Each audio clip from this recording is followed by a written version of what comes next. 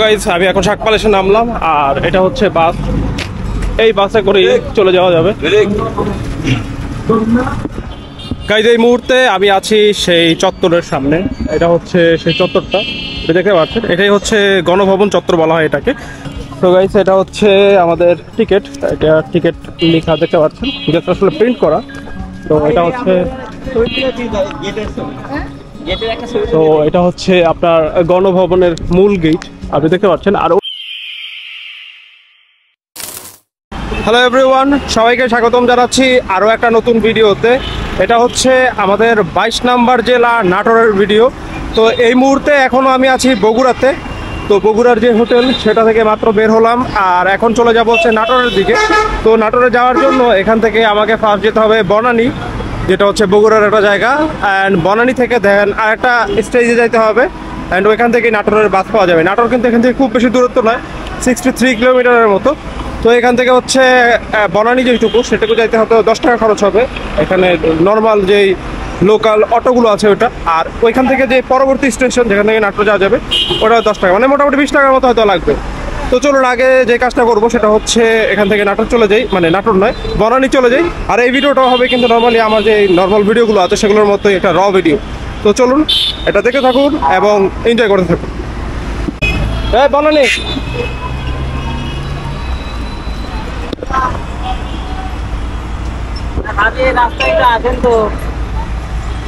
চলুন। কত ভাই বনানী? তো গাইজ এখন আমি আরেকটা অটোতে উঠে গেলাম, যে অটোর কথা বলছিলাম। তো চলুন বনানী চলে যাই আর বনানী নেমে তারপর কথা বলছি। আর এখান থেকে হচ্ছে 10 টাকা ভাড়া। তো গাইজ এখন আমরা চলে যাচ্ছে হচ্ছে পরবর্তী স্টেশন যেটা শাকপাল, সেই জায়গাটাতে। তো এখানে হচ্ছে যে অটোতে চলে যাচ্ছে শাকপালে। তো যে অটোতে এসছি আর কি, গাড়ির সাউন্ড ছিল, তো যে অটোতে এসছি সেটা দিয়েই চলে যাচ্ছে শাকপালে, যেখান থেকে আসলে নাটোরের বাস পাওয়া যাবে। সেক্ষেত্রে হচ্ছে আমার ভাড়া লাগছে হচ্ছে 40 টাকা। তো চলুন শাকপালে চলে যাই, অ্যান্ড ওইখান থেকে হচ্ছে নাটোরের বাস নিয়ে দেন নাটোরের দিকে চলে যাবে। তো আগে চলে যাই হচ্ছে শাকপালে, দেন হচ্ছে ওখানে কি হবে, বাস নেওয়া যাচ্ছে বা কোন বাসে যাচ্ছি সেটা আপনাদেরকে জানাচ্ছি। গাইস আমি এখন শাকপাল এসে নামলাম আর এটা হচ্ছে বাস। এই বাসে করে চলে যাওয়া যাবে।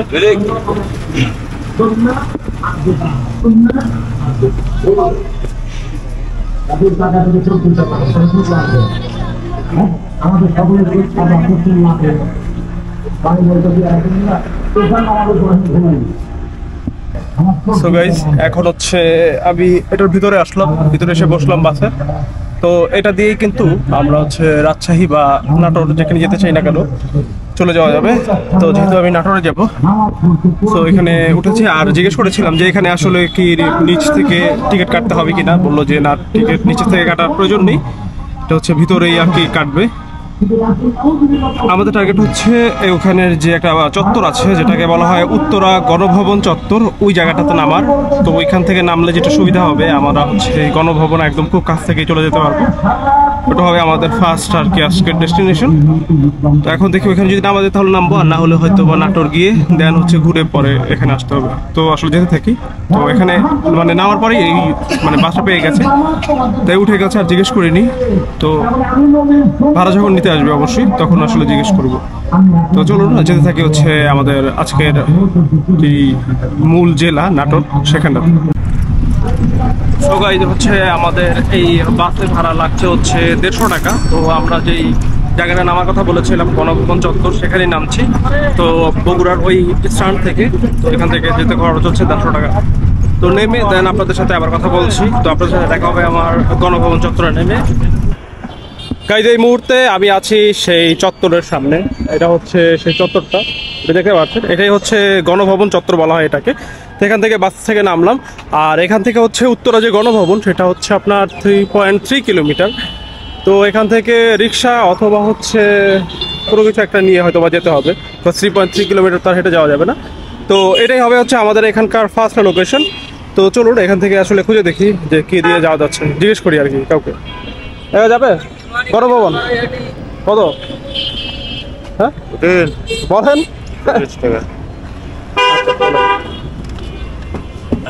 আচ্ছা এটা এখন খোলা আছে না নাকি? ওটা খোলা তো আছে না। জি তো গাইজ আমরা হচ্ছে একটা রিক্সা নিয়ে নিলাম, আর এখান থেকে হচ্ছে 3.3 কিলোমিটার যেটা বলছিলাম। তো এটা ভাড়া হচ্ছে 40 টাকা। তো চলুন আমরা যেতে থাকতে হচ্ছে আমাদের এখানকার যে ফার্স্ট লোকেশন উত্তরা গণভবন সেখানটাতে, এবং ওইখানে গিয়ে দেন হচ্ছে আমরা এটা নিয়ে আরও বিস্তারিত কথা বলবো। গাইজ এই মুহূর্তে আমি সেই উত্তরা গণভবন যেটা আছে সেটা সামনে আছি। এই যে এটা হচ্ছে উত্তরার গণভবন। তো এখানে ঢুকতে অবশ্যই হয়তো বা টিকিট লাগবে, আর এটা সম্পর্কে বেশ কিছু তথ্য এখানে লেখা আছে। এই যে একদম শুরুতেই এটা হচ্ছে নাটোর শহর থেকে প্রায় 3 কিলোমিটার উত্তরে এক নগরীয় পরিবেশে ঐতিহাসিক দীঘাপাতিয়া রাজবাড়ি অবস্থিত, এটা দেখতে পাচ্ছেন। আর বর্তমানে এটার নাম হচ্ছে উত্তরা গণভবন। আর এই প্রাসাদটা দয়ারাম রায় নির্মাণ করেন হচ্ছে 1734 সালে।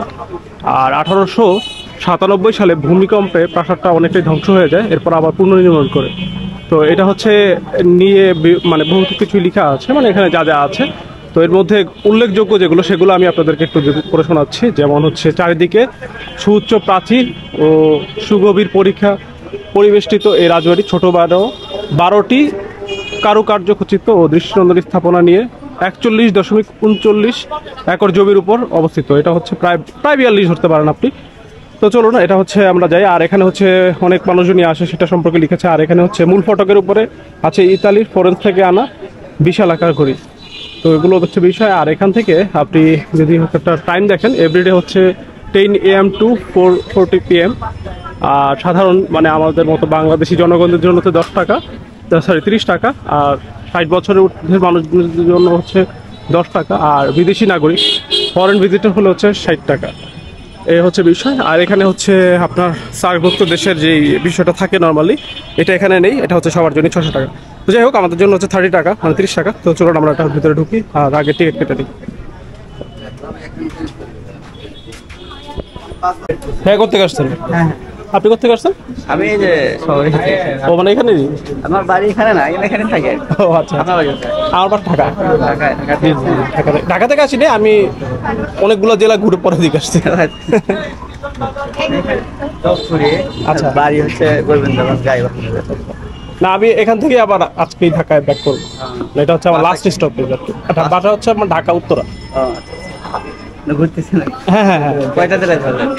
এটা হচ্ছে আমার 22 নম্বর জেলা। এর মানে আগে জেলা কোথায় ছিল? এর আগে বগুড়া থেকে আজকে আসছি। বগুড়া, ওই দিকে বাড়ি আমার। বগুড়া থেকে দেন হচ্ছে এর আগে ছিলাম সিরাজগঞ্জ, সিরাজগঞ্জের আগে ছিলাম টাঙ্গাইল, পরে এভাবে করে আর কি। বগুড়া তো ইয়ে আপনার মহাস্থানগড়। হ্যাঁ হ্যাঁ, মহেস্থানগড়, তারপরে হচ্ছে গোকুল। হ্যাঁ হ্যাঁ, ওগুলো আর কি বেহুরে।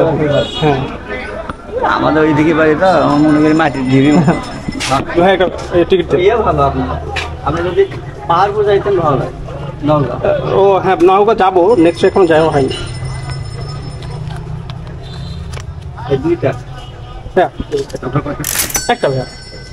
30 টাকা হবে না, 30 টাকা তো নেই, 100 টাকা আর 10 টাকা আসছে। তো গাইস, এটা হচ্ছে আমাদের টিকিট। এটা টিকিট লেখা দেখতে পাচ্ছেন, যেটা আসলে প্রিন্ট করা। তো এটা হচ্ছে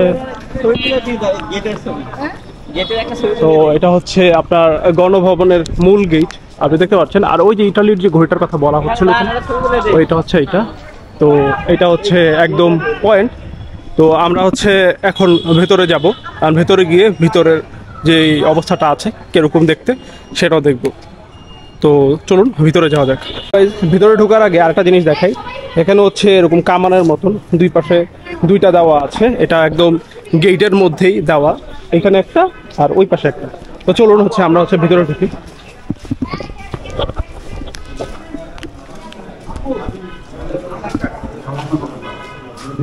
ভিতরে কোনো গাড়িতে যাব না, তাহলে পরে আমরা বের হয়ে যাব।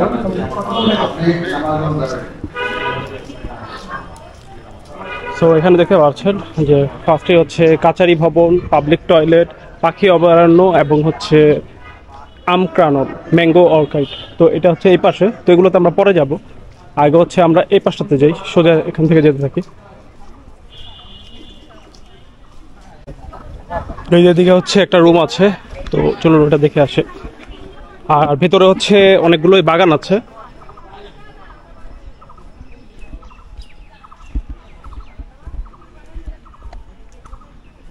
এখানটাতে মেবি গেস্ট রুমের মতো করেছে, যে গেস্টরা থাকতে পারবে। রুমগুলো তালা দেওয়া অ্যান্ড হচ্ছে বাইক পার্ক করা মেবি এর জন্যই। তো এটাতে আসলে তেমন কোনো কিছুই দেখাতে পারছি না, রুমগুলো আটকানো। তো আমি সামনে গিয়ে আপনাদের জন্য দেখছি।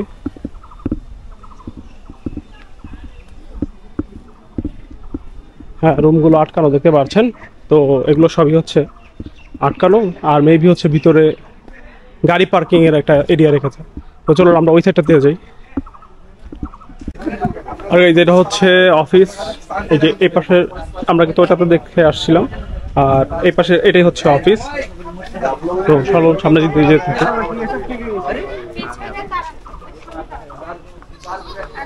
আর এটা সম্পর্কে এখানে লেখা আছে, এই যে মোটর গ্যারেজ একটু আগে যেটা দেখে আসলাম। তারপর হচ্ছে গ্র্যান্ড মাদার্স প্যালেস, রানীমহল, রানীঘাট। তারপর হচ্ছে রোপিত হৈমন্ত বৃক্ষ এবং মিনি চিড়িয়াখানা। এইদিকে মিনি চিড়িয়াখানা হয়তো বা আছে। মানে প্রত্যেকটা বাসে যেমন ওই পাশেও কিছু লেখা আছে, প্রতি পাশে কি কি আছে সবগুলো এখানে আসলে নির্দেশনা দেওয়া আছে, কোন পাশে আসলে কি কি আছে। তো এইটা কি আগে ফার্স্ট এটাতে দেখে আসি, তারপর আমরা ওদিক যাব। আর এই জায়গায় অনেকগুলোই হচ্ছে আপনার এরকম ছোট ছোট কামান দেওয়া আছে।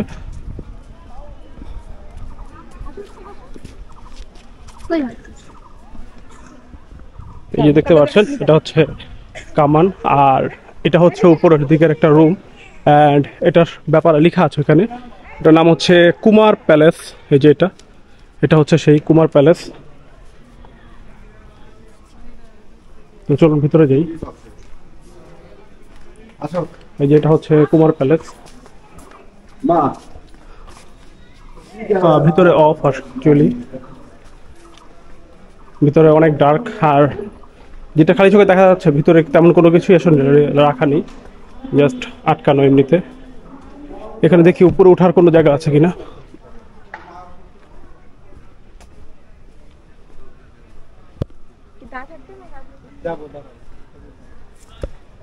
হ্যাঁ, এখানে ওঠার এইখানে অপশন আছে।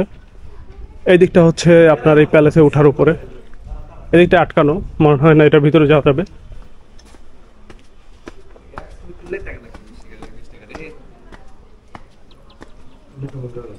এটার উপর ওঠা যায় না ভাই? ভাই এটার উপর ওঠা যায় না? উপরে ওঠা যায় না এই পর্যন্ত। উপরে ওঠা যাবে না। সো গাইস, এটা হচ্ছে উপরে ওঠার কোনো অপশন নেই। আই হোপ, আমি ভেবেছিলাম যেটা সেকেন্ড ফ্লোরে ওঠা যাবে, বাট সেকেন্ড ফ্লোরে ওঠার এটার কোনো অপশন নেই। মানে সেকেন্ড ফ্লোর বলতে হচ্ছে আর কি ছাদে ওঠার কোনো অপশন নেই। এটা দেখতে পেয়েছেন আটকানো। তো আমরা হচ্ছে চলুন ওই দিকটাতে যাই। এই জায়গায় দেখতে পাচ্ছেন এটা হচ্ছে সংগ্রহশালা। তো এখান থেকে হয়তো ভিতরে আরও অনেক কিছু আছে। এখানটা হচ্ছে গণভবনের সংগ্রহশালা। এখানে কি কি আছে এটা সম্পর্কে সব কিছু লেখা আছে। মূলত হচ্ছে তাদের ডায়েরি এবং বিভিন্ন কিছু যেগুলো ইউজ করতো সেগুলোই হয়তো বা এখানে সংগ্রহ করে রেখেছে। তো এটা আপনি দেখতে চাইলে হচ্ছে এটা হচ্ছে সেই সংগ্রহশালাটা। এটাতে টিকিট আছে আলাদা। অ্যান্ড এখানে দেখতে পাচ্ছি সাধারণদের জন্য হচ্ছে 30 টাকা। মানে এটাতে ঢুকতে হলেও আপনাকে আবার আলাদা করে 30 টাকা দিতে হবে। বাট নর্মালি যেটা হয় এই ধরনের সংগ্রহশালাগুলোতে কিন্তু ভিডিও করা যায় না। তো এটা আমরা স্কিপ করছি, আমরা সামনের দিকে যাচ্ছি। চলো। সো গাইজ, এইদিকে হচ্ছে আরেকটা প্রাসাদ দিতে পারছেন, এটা হচ্ছে মূল প্রাসাদ যেটা সেটা। আর এই প্রত্যেকটার সামনে কিন্তু লেখা আছে, যেমন এটার সামনে লেখা আছে যে আপনার 1736 সালে এই ভবনটি দীঘাপাতিয়া রাজ্যের প্রতিষ্ঠাতা রাজা দয়ারাম রায় সর্বপ্রথম নির্মাণ করেন। এই প্রাসাদটি রাজাদের প্রশাসনিক ভবন ও শয়নকক্ষ হিসেবে ব্যবহৃত হতো এবং রাজা দয়ারামের চতুর্থ বংশধর রাজা প্রসন্ননাথ রায়, এটা হচ্ছে 1860 খ্রিস্টাব্দের দিকে এই রাজবাড়ির সুরম্য অট্টালিকা, বাগান ও মন্দির প্রভৃতি নতুন করে নির্মাণ করেন। এবং এটা দেখতে পাচ্ছেন যে এটা হচ্ছে 1966 সালে এই রাজবাড়িটি হচ্ছে পাকিস্তান যে সরকার সে গভর্নর হাউস হিসেবে এটা ঘোষণা করে। এবং পরবর্তীতে 1972 সালের 9 ফেব্রুয়ারি জাতির জনক বঙ্গবন্ধু শেখ মুজিবুর উনি হচ্ছে এটাকে গভর্নর হাউস বা উত্তরা ভবন হিসেবে ঘোষণা করে। এবং এরপর থেকে কিন্তু এটা নাম হয়ে যায় হচ্ছে উত্তরা গণভবন। তো এটা হচ্ছে মূল বাড়ি। বাট এখানে এই মূল বাড়িটার ভিতরেও হয়তো বা ভিতরে ঢোকার কোনো অপশন নেই, বাইরে থেকে হয়তো দেখতে হবে। এটার ভিতরে তো ঢোকা যায় না ভাইয়া? সো এটা হচ্ছে মূল বাড়িটা, দেখতে পাচ্ছেন।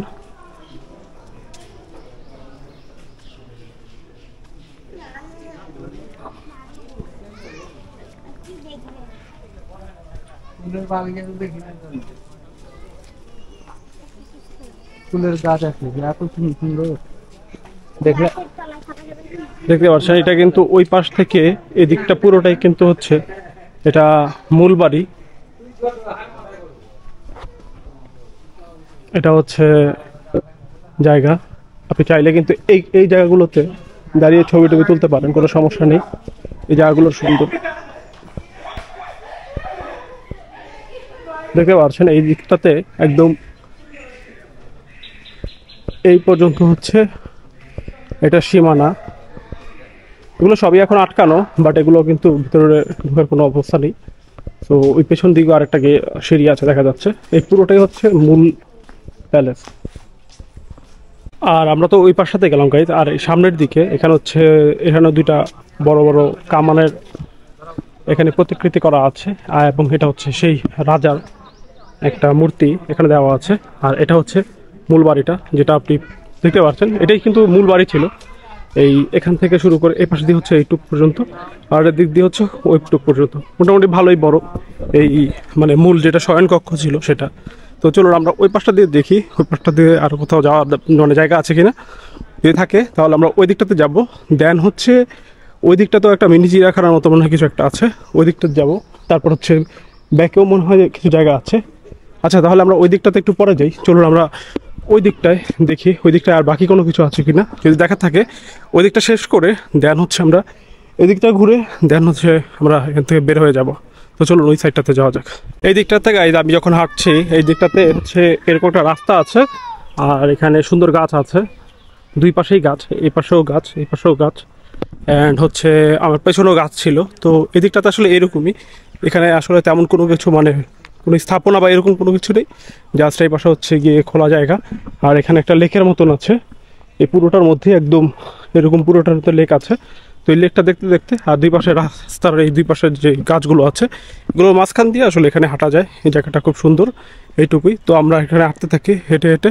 চলুন আমরা এবার ওই দিকটাতে যাব, যে দিকটাতে আসলে যেও ঘুরে এসেছিলাম। এদিকে আসলে কিছু আছে কিনা দেখার জন্য। তো এই পাশে কিছু নেই। আপনারা অবশ্যই আসলে এখানে যেটা করতে পারেন সেটা হচ্ছে সময় কাটানোর জন্য অবশ্যই এই দিকটাতে এভাবে করে ঘুরে দেখতে পারেন। তো ভিডিওর জন্য আমি আর ভিডিও করছি না, আমি জাস্ট নিজেই ঘুরে দেখছি। অ্যান্ড দেন হচ্ছে ওই পাশে যদি আমি আবার কোনো কিছু পাই দেখানোর মতো, দেন আমি ওই পাশে গিয়ে আপনাদের সেটা দেখাচ্ছি। গাইজ আমরা হচ্ছে এখান থেকে গ্র্যান্ডস মাদার হাউস যেটা, সেটার মধ্যে যাচ্ছি। এই পর্যন্ত কিন্তু আমরা একবার এসেছিলাম, এসে আমরা ঘুরে গিয়েছে। তো এটার মধ্যে এখন যাব, এটার মধ্যে এখন কি কি আছে সেটা দেখে আসি।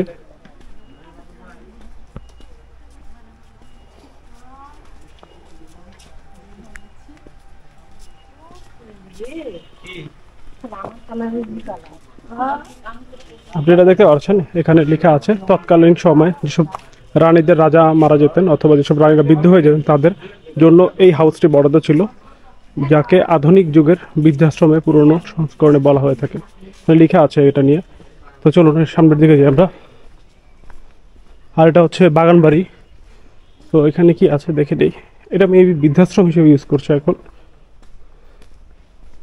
দেখতে পাচ্ছেন।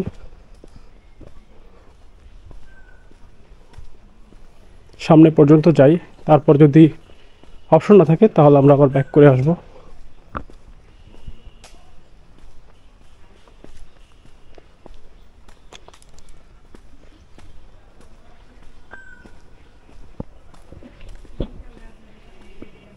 এইদিকে যাওয়ার আসলে অপশন নেই আর।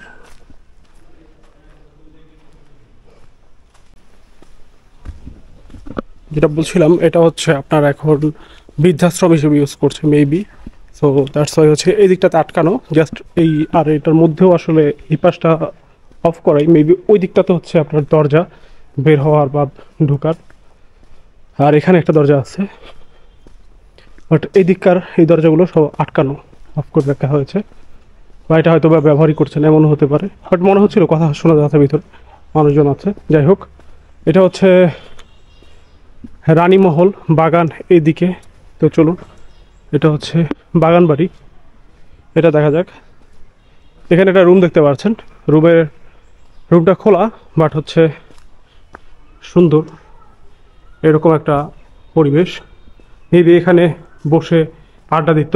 আপনারা যদি ময়মনসিংহের ভিডিওটা দেখে থাকেন আমার ময়মনসিংহের যে ভিডিওটাতে আমি গিয়েছিলাম মুক্তাগাছার জমিদার বাড়ি, ওইখানেও কিন্তু এইরকমই একটা বাড়ির একটা মডেল কিন্তু এখানেও ছিল।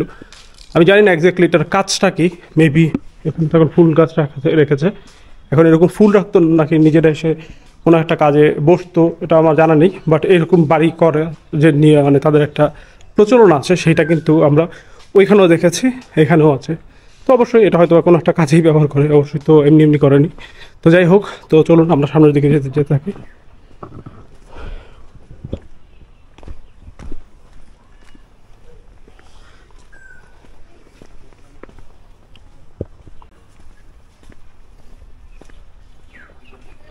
এটা হচ্ছে বাগানের ভিতর দিয়ে যাওয়ার রাস্তা।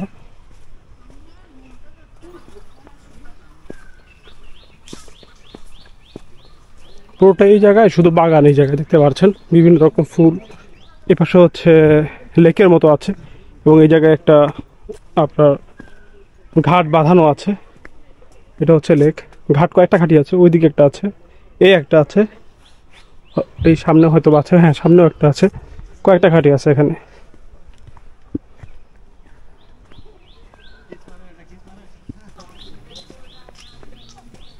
এখানে যে মিনি চিড়িয়াখানার কথা বলা হয়েছিল মনে হচ্ছে যে সামনে এটাই।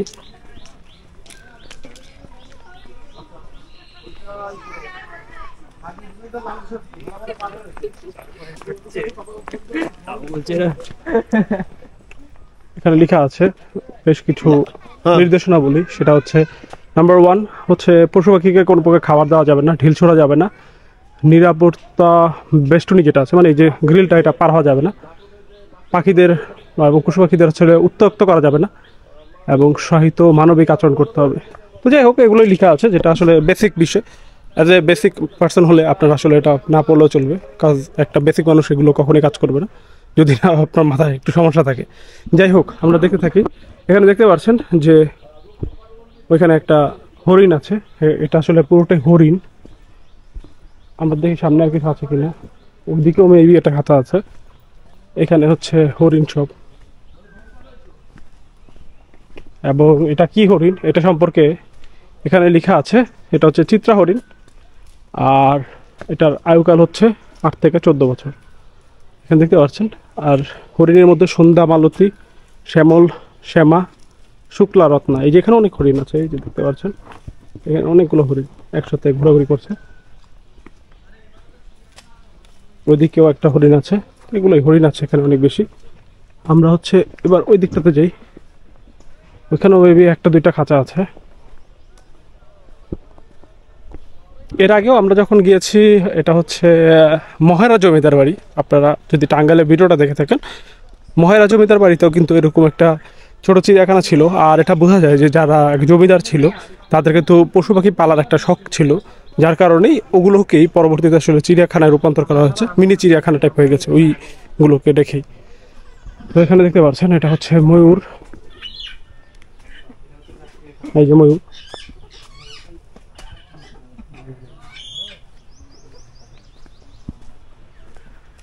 আর এই পাশে হচ্ছে খরগোশ অ্যান্ড হচ্ছে বানর, এই দুইটা আছে, এই যে খরগোশ আর ওই দুই পাশে হচ্ছে বানর, হচ্ছে বানর। আর এই পাশে হচ্ছে গিনিপিগ, এই যে দেখতে পাচ্ছেন গিনিপিগ, এই যে গিনিপিগ গুলো হচ্ছে এটা, এই যে এখানে দেখতে পাচ্ছেন হয়তো, এগুলো হচ্ছে গিনিপিগ, অনেকগুলো এখানে গিনিপিগ। তো এই হচ্ছে আসলে এখানকার যে চিড়িয়াখানাগুলো, এই কয়েকটা পশু পাখি আছে, তো এগুলো আমরা সবগুলোই দেখলাম। আর এখানে আচ্ছা এখানে ঘুঘু আছে মাঝখানে, এখানে দেখতে পাচ্ছেন কিনা জানি না, এই যে এখানে ঘুঘু আছে, এই যে উপর অনেকগুলো ঘুঘু, এই যে এখানে একটা বসে আছে, এই যে একদম এখানে। তো এই হচ্ছে এখানকার আসলে খাঁচার বিষয়, মানে চিড়িয়াখানার বিষয়। তো আমরা হচ্ছে এখন এখান থেকে বের হয়ে দেখবো এখানে আর কোনো কিছু বাকি আছে কিনা, যদি থাকে সেগুলো আপনাদেরকে দেখাবো, আর নয়তো হচ্ছে এখন এখান থেকে বের হয়ে দেন আপনাদের সাথে আবার কথা বলবো।